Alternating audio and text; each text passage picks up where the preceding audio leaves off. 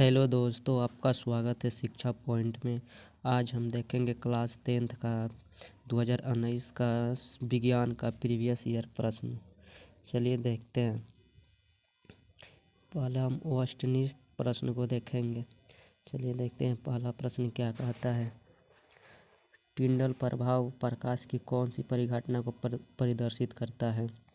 टिंडल प्रभाव प्रकाश की कौन सी परिघटना को प्रदर्शित करता है। तो पहला ऑप्शन क्या है इसका। पहला ऑप्शन प्रकाश का प्रवर्तन, दूसरा ऑप्शन प्रकाश का अपवर्तन, तीसरा ऑप्शन प्रकाश का विक्षेपण, चौथा ऑप्शन प्रकाश का परिकिरणन। तो इसका सही आंसर होगा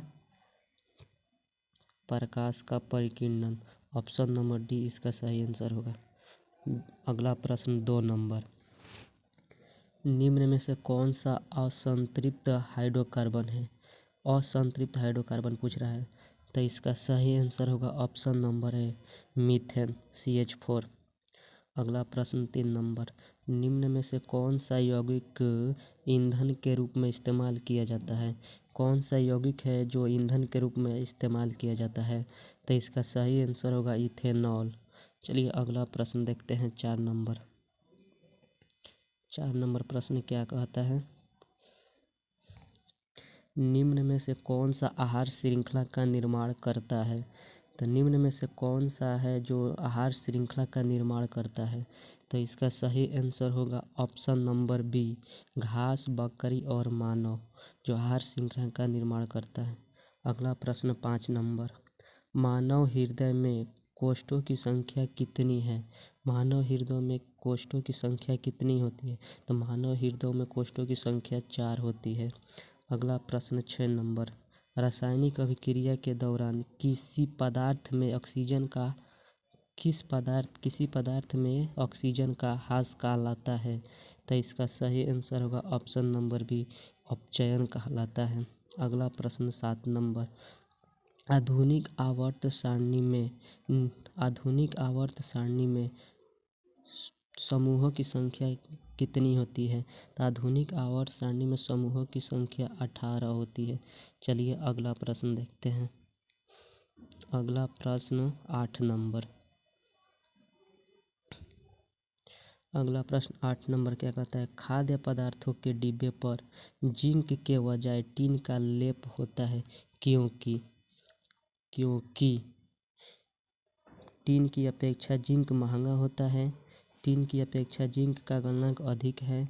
टिन की अपेक्षा जिंक अधिक अभिक्रियाशील है। टिन की अपेक्षा जिंक कम अभिक्रियाशील है। तो इसका सही आंसर होगा ऑप्शन नंबर सी टिन की अपेक्षा जिंक अधिक अभिक्रियाशील है।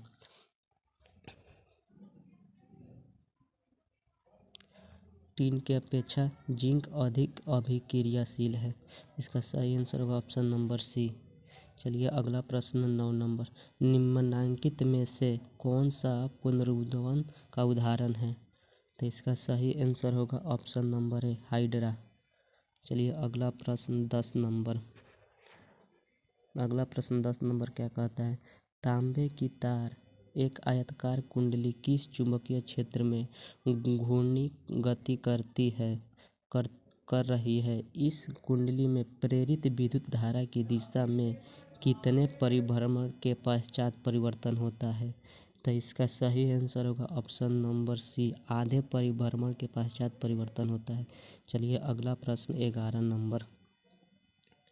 अगला प्रश्न 11 नंबर क्या कहता है। सल्फर परमाणु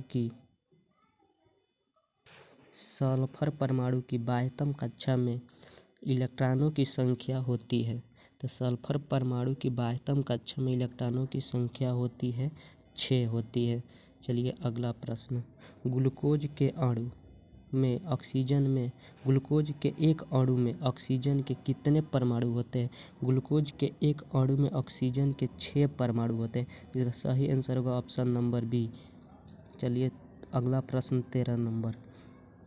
नई कार्तिकीय चिन्ह परिपाटी के अनुसार दर्पण के सामने रखे गए बिंब की नई कार्तिकीय चिन्ह परिपाटी के अनुसार दर्पण के सामने रखे गए बिंब की बिंब दूरी ली जाती है। बिंब की बिंब दूरी ली जाती है तो बिंब की बिंब दूरी ऋणात्मक ली जाती है, तो इसका सही आंसर होगा ऑप्शन नंबर बी। चलिए अगला प्रश्न क्या कहता है, पित्त रस कहाँ से स्रावित होता है। तो पित्त रस कहाँ से स्रावित होता है, तो पित्त रस यकृत से स्रावित होता है, तो इसका सही आंसर होगा ऑप्शन नंबर बी, यकृत से। चलिए अगला प्रश्न क्या कहता है, देखते हैं अगला प्रश्न 15 नंबर।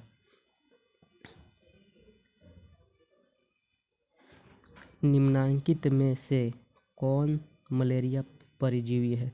निम्नांकित में से कौन मलेरिया परजीवी है, तो इसका आंसर होगा प्लाज्मोडियम ऑप्शन नंबर ए। चलिए अगला प्रश्न 16 नंबर। एल्युमिनियम पर मोटी ऑक्साइड की परत बनाने की प्रक्रिया कहलाती है।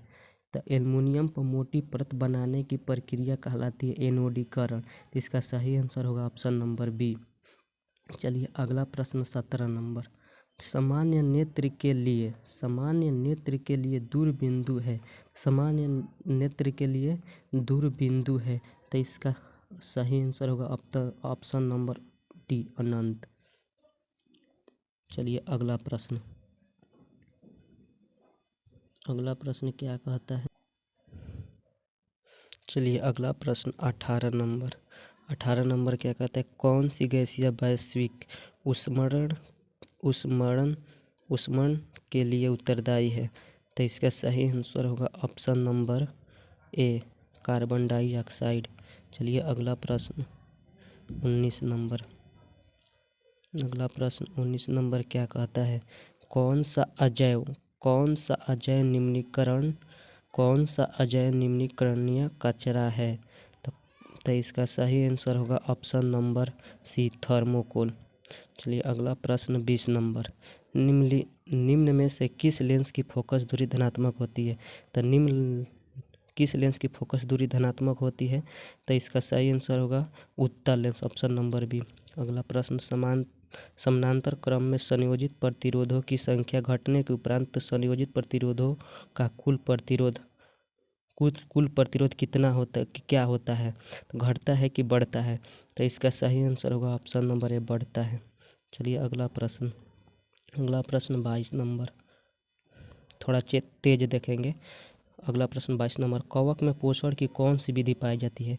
तो कवक में पोषण की कौन सी विधि पाई जाती है, तो कवक में पोषण की समभोजी विधि पाई जाती है। इसका सही आंसर होगा ऑप्शन नंबर बी। अगला प्रश्न 23 नंबर। निम्न में से कौन सा पद विद्युत परिपथ में विद्युत शक्ति को निरूपित करता है।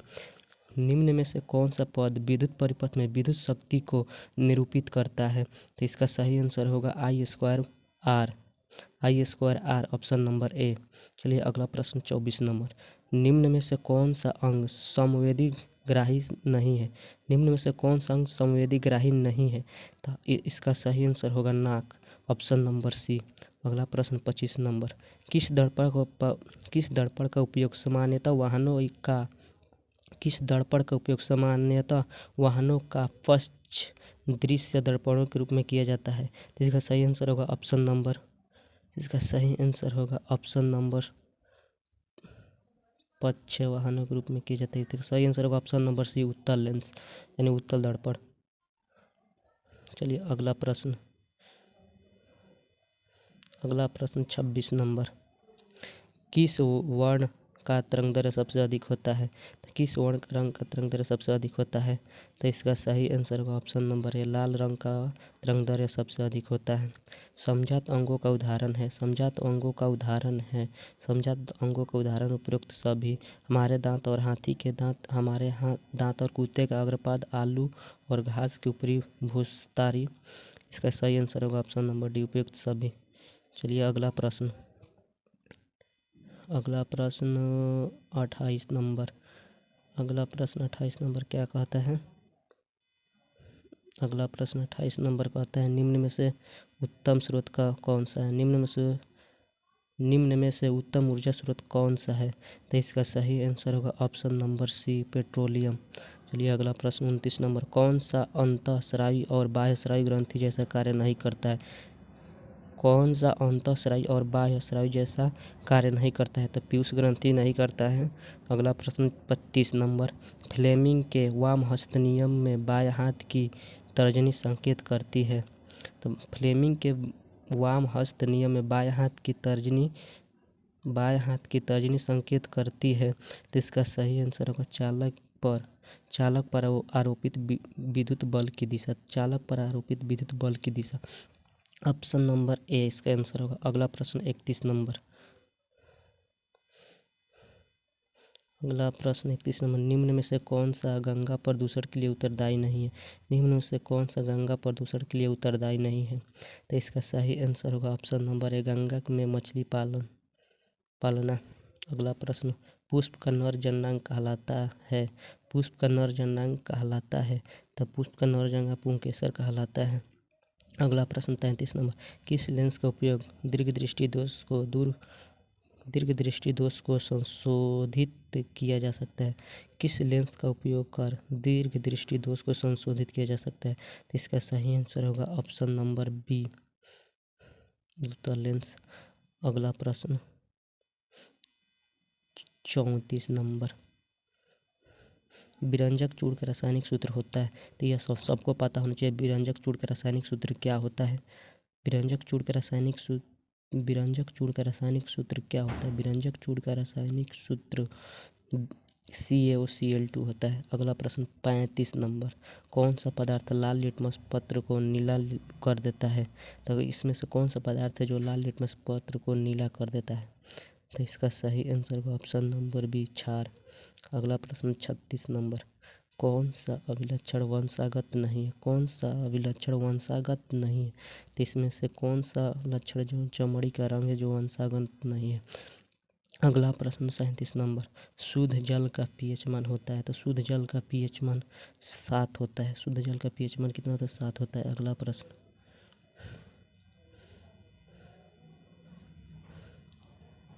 प्रश्न 38 नंबर, कौन सा कार्बन यौगिक सबसे अधिक अभिक्रियाशील है? कौन सा कार्बन यौगिक सबसे अभिक्रियाशील है? तो इसका सही आंसर होगा ऑप्शन नंबर सी, C2H4। अगला प्रश्न 39 नंबर,